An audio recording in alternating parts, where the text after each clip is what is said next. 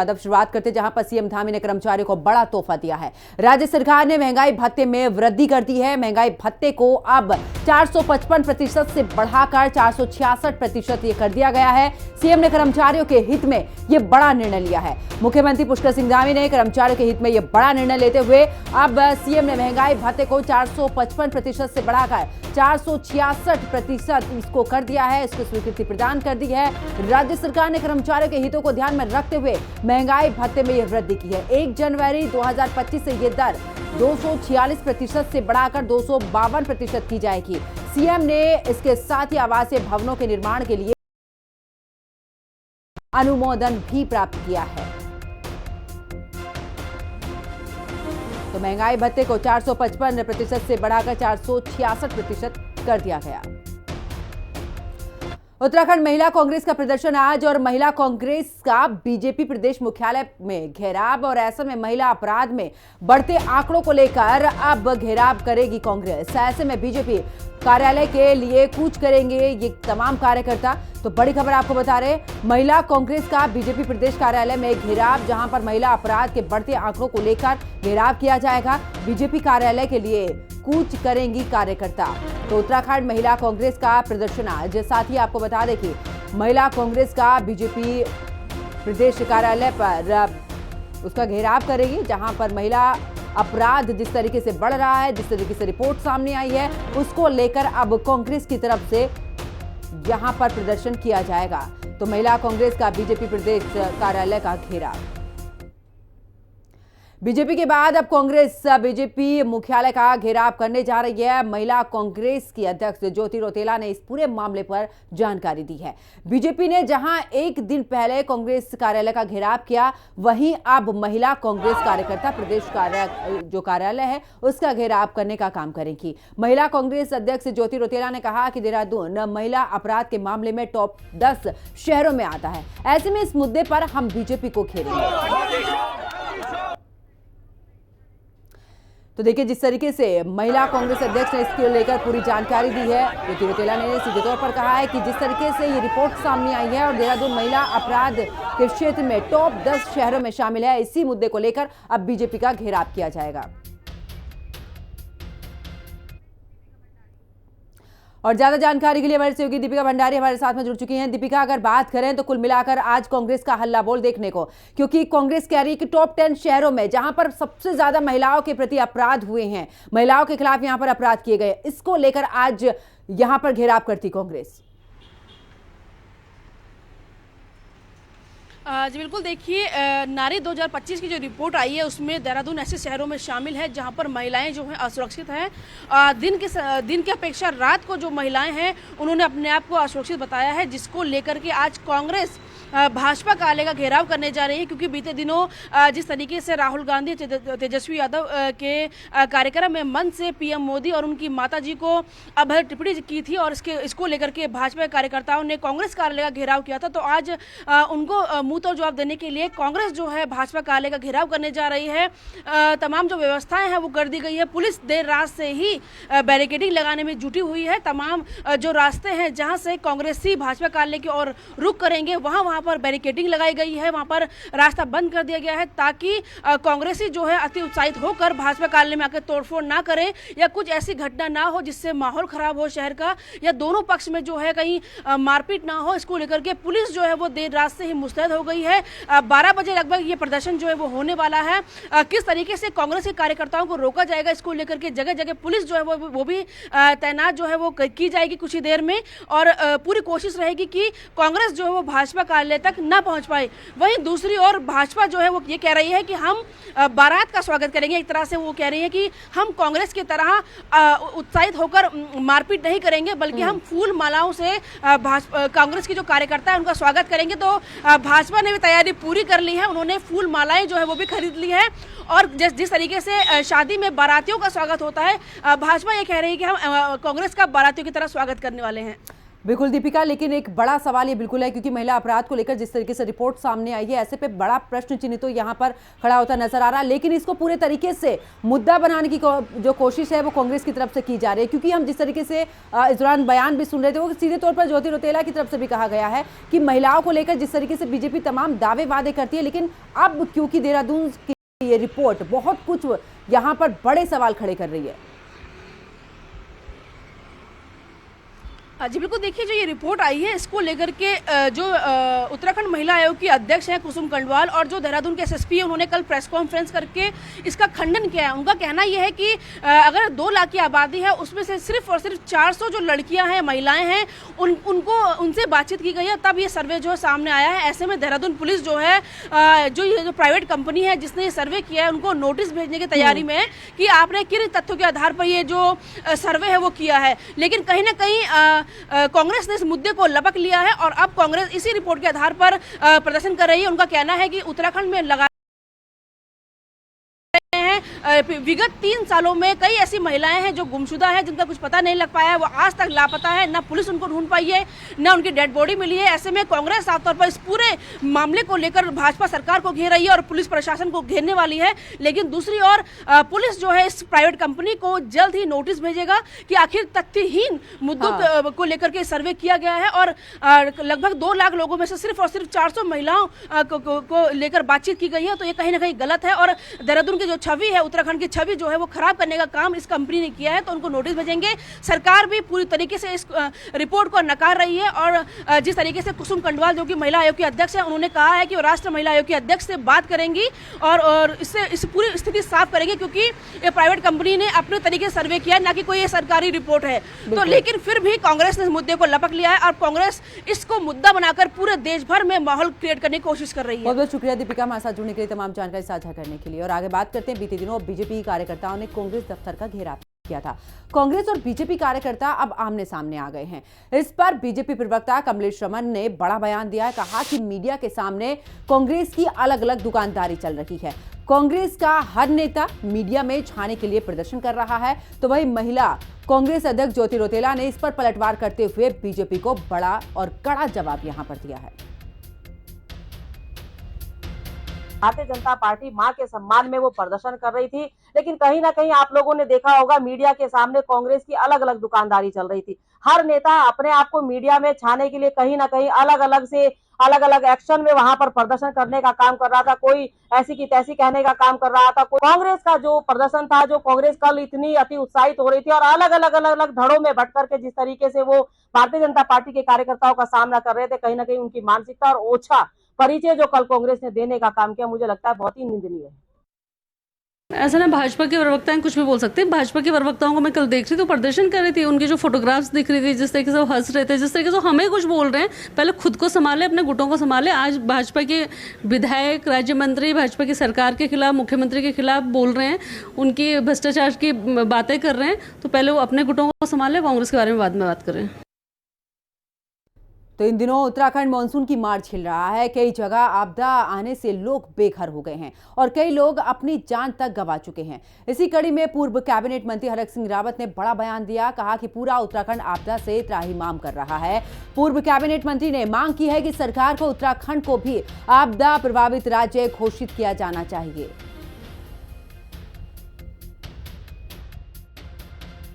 पूरा उत्तराखंड त्राही स्थिति है। थरारी, धराली, पौड़ी में, बूढ़ा केदार, छेनाघाट में, जिस तरह आज पूरा प्रदेश आज जो है आपदाग्रस्त है।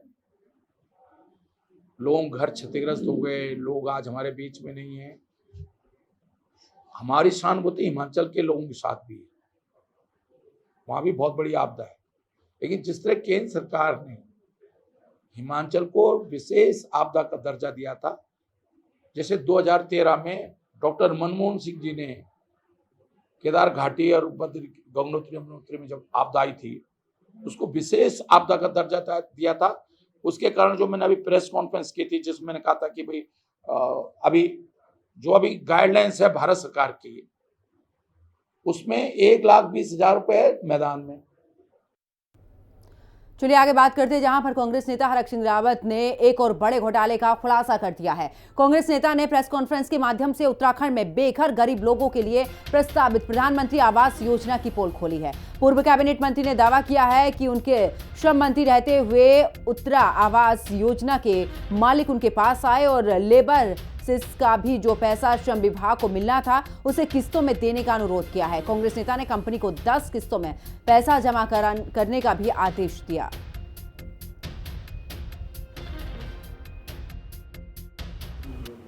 देखिए, आज से जब मैं सरमंत्री था, मुझ पे एक व्यक्ति आया, एक पत्रकार के साथ आया था। उसने कहा, मैं 2000 फ्लैट बना रहा हूं प्रधानमंत्री आवास योजना के तहत। उस योजना का पूरा नक्शा पास, एमडीडीए नक्शा पास हो गया 2000 फ्लैट का। प्रधानमंत्री आवास उत्तरा योजना करके कंपनी बन थी उस व्यक्ति की, उत्तरा योजना कंपनी। अभी मैं कुछ दिन पहले उस जगह पे गया तो मैंने सोचा 4-5 साल हो गए वहां रेस। मैं वहां गया तो वहां आवास के बजाय वहां तो कोठियां बन रही हैं।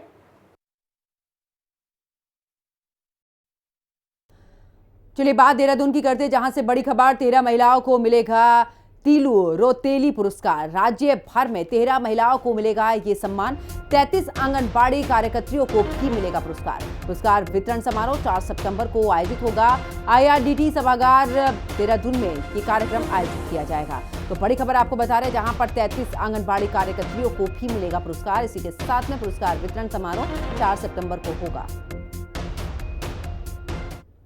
बात आगे करते देहरादून की, जहां पर देहरादून सैनिक कल्याण मंत्री गणेश जोशी ने शहीद सम्मान यात्रा की तैयारियों की समीक्षा की है। कैंप कार्यालय में सैनिक कल्याण विभाग के अधिकारियों के साथ में तैयारियों को देखा है। बैठक में सैनिक कल्याण मंत्री ने अधिकारियों को निर्देश दिए। उन्होंने कहा कि कार्यक्रम से संबंधित सभी आवश्यक तैयारियां समय से पूरी की जाए। आयोजन की भव्यता गरिमा पर भी विशेष ध्यान दिया जाए। 5 अक्टूबर को लैंसडाउन में भी शहीद सम्मान यात्रा का आयोजन किया जाएगा। इस दौरान शहीदों के परिजनों को ताम्रपत्र भेंट कर सम्मानित किया जाएगा।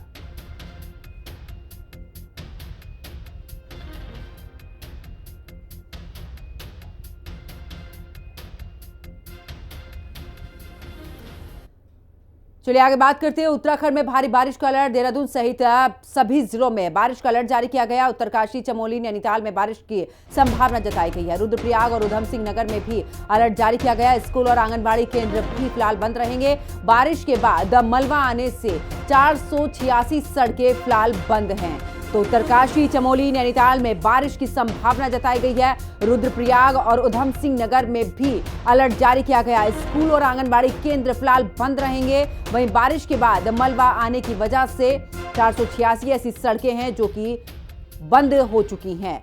तो जहां सैलाब से जुड़ी है, और ऐसे में आपको बता दें कि पूरे तरीके से सड़कें भी जो हैं वो पानी से भरी हुई हैं। नैनीताल जिले के रामनगर तहसील में भी करीब 24 किलोमीटर दूर आपदाग्रस्त चुकुम गांव का अगर बात करें तो इस बार कोसी नदी आफत बनकर उस पर टूटी है। लगातार हो रही बारिश की वजह से नदी का जलस्तर बढ़ चुका है। वहीं नदी ने भी गांव की ओर कटान करना शुरू कर दिया, जिसके चलते गांव के 2 मकान और एक गौशाला नदी में बह गए हैं। इस घटना से पूरे गांव में दहशत का माहौल है और ग्रामीणों की आंखों में अब केवल बारिश के रुकने का इंतजार है।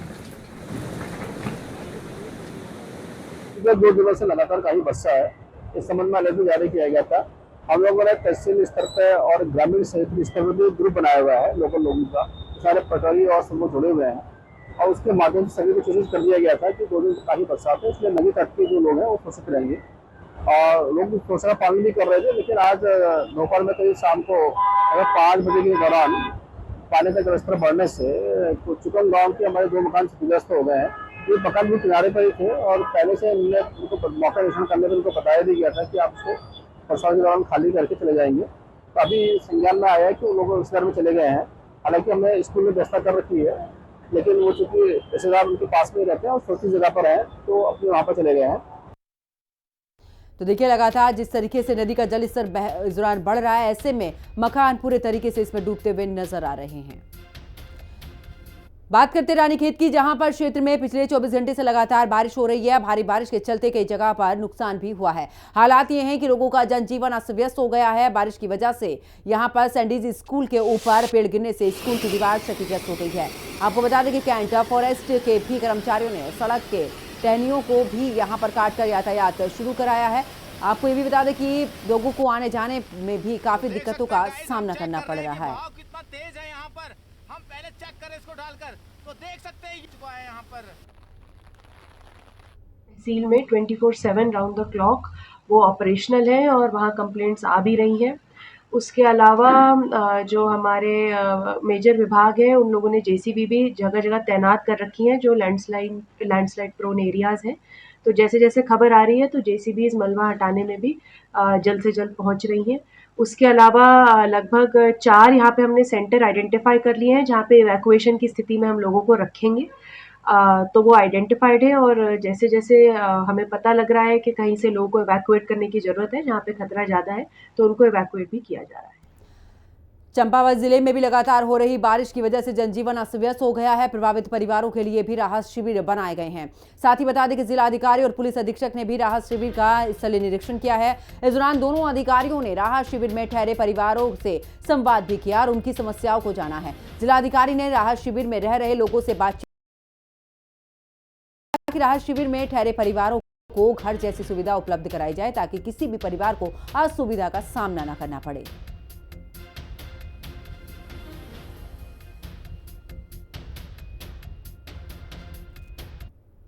माननीय मुख्यमंत्री जी के निर्देश थे कि जितने भी यहाँ परिवार आपदा से प्रभावित हुए हैं पूरे जनपद में जहाँ जहाँ आपदा से कोई भी सूचना या इश्यूज हो रहे हैं उन सभी पर ध्यान रखा जाए।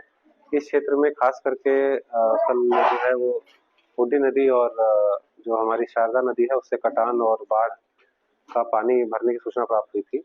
उसी क्रम में मेरे और एसपी महोदय द्वारा यहाँ पे आज सभी लोगों से वार्ता की गई है। जो समस्याएं थी हम लोगों ने 3 जगहों पे अभी स्थलीय भ्रमण किया।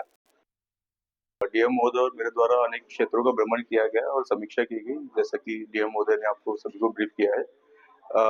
जनपद में अनेक मार्ग बाधित है, खास करके जो हमारा एनएच है वो टिफिन टॉप और स्वाला में बाधित है, जिसमें टिफिन टॉप अभी रिसेंटली खोला गया है लेकिन स्वाला में अभी भी बाधित है। तो उसके दृष्टिगत जो भी डाइवर्जेंस ऑपरेट किए जा सकते हैं या जहाँ पे ट्रैफिक रिस्ट्रिक्शंस करना आवश्यक है लोगों के जान माल की सुरक्षा की दृष्टि से वहाँ पे किया गया है। इसके अलावा आज अभी यहाँ पे हम लोगों ने राहत शिविर का भ्रमण किया। इसमें लगभग 80% से भी ज्यादा महिला और बच्चे इस राहत शिविर में हैं चीनी बोर्ड के। तो उधर टिहरी में बारिश के चलते प्रशासन ने 1 से 12 तक के सभी शिक्षण संस्थानों को बंद करने का आदेश दिया है। मौसम विभाग के अलर्ट के बाद में आपदा विभाग भी अलर्ट मोड पर है। भारी बारिश के चलते कई क्षेत्रों में सड़कें बंद हो चुकी हैं। किसानों की फसलों को काफी नुकसान पहुंचा है। लोग डर के साए में जीने को मजबूर हैं। तो लगातार जिस तरीके से बारिश हो रही है इसके चलते कई क्षेत्रों के ऐसे भी रास्ते हैं जो कि पूरे तरीके से बंद हो चुके हैं। ऐसे में लोगों की परेशानी बढ़ चुकी है, फसलें बर्बाद होती नजर आ रही हैं। ऐसे में किसानों के चेहरे पर भी चिंता नजर आ रही है।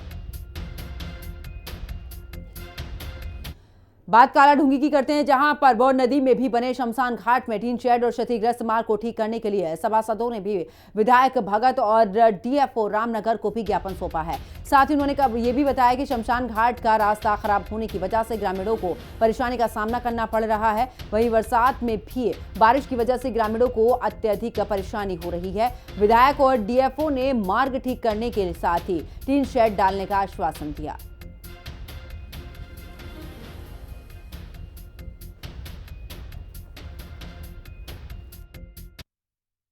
आज ज्ञापन सभी सभासदों ने मिलकर ज्ञापन दिया है कि कालाडूंग में एक पुराना शमशान घाट था जो पिछले 6-7 महीनों से जंगल सफारी बनने के कारण उसको बंद कर दिया गया और एक नया उसके बगल में 1 किलोमीटर जस्ट से ही नया शमशान घाट का रास्ता बनाया गया। लेकिन इस बारिश में उसका पूरा खस्ता हाल और पूरा रास्ता नहीं जाना और हमारा जो दाह संस्कार जो हिंदी रीति रिवाजों के साथ जो होता है जंगल में इसमें बौर नदी पे, तो वहाँ तक गाड़ियाँ नहीं पहुँचना तो क्षेत्रवासियों में काफ़ी रोष था। तो इसलिए हमने आज विधायक जी से प्रभागी वन क्षेत्र अधिकारी को फोन पे वार्तालाप भी हुई है उनकी और हमने पर्सनली जाके उनसे मिले और उनको सम्मानित किया।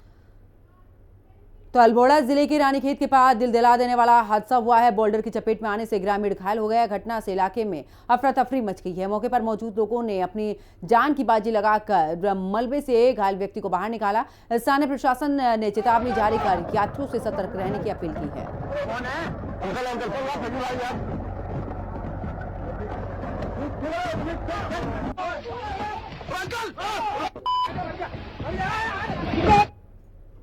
तो पौड़ी में जिला पंचायत अध्यक्ष और उपाध्यक्ष का शपथ ग्रहण समारोह हुआ। प्रभारी जिलाधिकारी अमित गर्बियाल ने जिला पंचायत अध्यक्ष रचना बुटोला और साथी उपाध्यक्ष आरती नेगी को पद एवं गोपनीयता की शपथ दिलाई है। इसके बाद ही जिला पंचायत अध्यक्ष रचना बुटोला ने अन्य 36 सदस्यों को शपथ दिलाई है। शपथ ग्रहण के बाद जिला पंचायत अध्यक्ष ने कहा कि जनता ने उन पर जो भरोसा जताया है वो पूरी ईमानदारी और निष्ठा से उनका निर्वहन करेंगी। और आज हमारे शपथ ग्रहण समारोह में जो भी मुख्य अतिथिगण आए थे, हमारे क्षेत्र की जनता आई थी और हमें उन्होंने अपना आशीर्वाद दिया। इसके लिए मैं उनका धन्यवाद करती हूँ, आभार व्यक्त करती हूँ। और हमारे क्षेत्र की जनता ने हमें चुनकर यहाँ तक भेजा है, तो हमारी प्राथमिकता यही होगी कि हमारे क्षेत्र की जनता की जो भी समस्याएं होंगी, मूलभूत समस्याएं जैसे पानी हो गया, सड़क हो गया, बिजली हो गया, जो भी उनकी समस्याएं होंगी उनको धरातल पर उतारना है। और आप देख सकते हैं आजकल उत्तराखंड में उसका क्या कहते हैं, आपदा का दौर चल रहा है, तो जो भी हमारे आप जाएगा। और मैं आपके माध्यम से हम अपनी क्षेत्र की जनता से भी निवेदन करती हूँ कि आप लोग हमारे साथ सहयोग करें, क्षेत्र का विकास करने में सहयोग करें। और इसके लिए मैं आप सभी का धन्यवाद। खुशी हो रही है कि हम अध्यक्ष भी महिला ही है और मैं भी उपाध्यक्ष के पद पे भी मुझे सभी सम्मानित सदस्यों ने चुन के भेजा। तो मैं सबसे पहले सभी सम्मानित सदस्यों का धन्यवाद करना चाहूंगी आपके चैनल के माध्यम से। और जो भी जन समस्याएं होगी हमारे क्षेत्र में, तो मैं जनता से अपील करूंगी कि आप हम तक पहुंचाएंगे अपनी समस्याओं को और हम सदन में पहुंचाएंगे और अध्यक्ष जी के साथ मिलकर काम करेंगे। पूरी टीम हमारी काम करेगी। तो देहरादून में प्रांतीय उद्योग व्यापार मंडल महानगर के नए सदस्यों ने शपथ ली है। इस दौरान विशाल गुप्ता को भी अध्यक्ष चुना गया और उन्होंने शपथ दिलाई भी। इस कार्यक्रम में भगत सिंह कोश्यारी, विधायक खजानदास, मेयर सौरभ थपलियाल और कई व्यापारियों ने हिस्सा लिया है। विशाल गुप्ता ने सबका धन्यवाद किया और कहा कि वो पूरी मेहनत से इस पद को संभालेंगे और मंडल को आगे बढ़ाएंगे।